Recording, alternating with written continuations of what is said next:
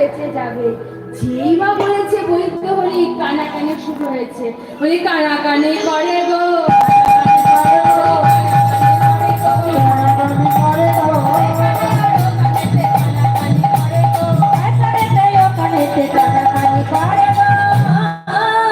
যেই বা বলেছে কানাকানি শুরু হয়ে গেছে।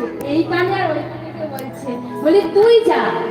তখন আরেকজন সতী বলছে না তুই যা, আর একজন বলছে না না তুই যা, তুই বড় সতী তুই যা। ওই সতী আছে, ওই এক সতী। হ্যাঁ হ্যাঁ তুই যা, না তুই যা, না তুই যা, না তুই যা, তুই সতী আছিস। না তুই সতী তুই যা, না তুই যা, তুই যা। এই যে তুই যা তুই যা করছে, তখন একজন সতী বলছে তুই যা, কারণ তুই আগে স্বামীর সেবা করিস না।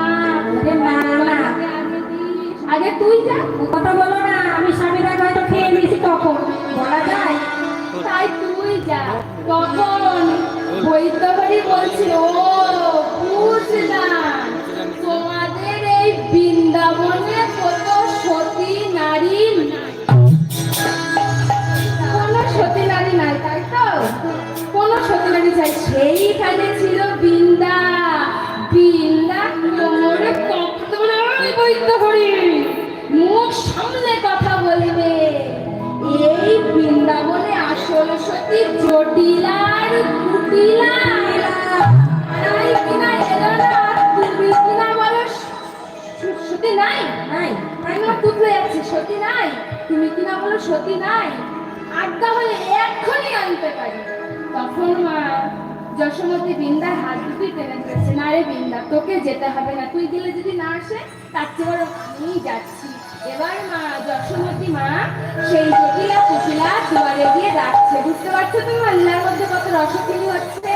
সেই জটিলা কুটিলা দুয়ারে গিয়ে ডাকছে, বলি ও জটিলা, বলি ও কুটিলা।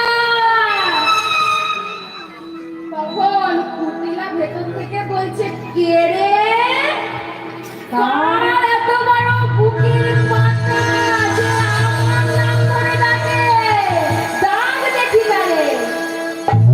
এই না দুয়ার খুলেছে, দেখে যশোমতী মা। ও মা তুমি, আমি ভেবেছিলাম কে না কে।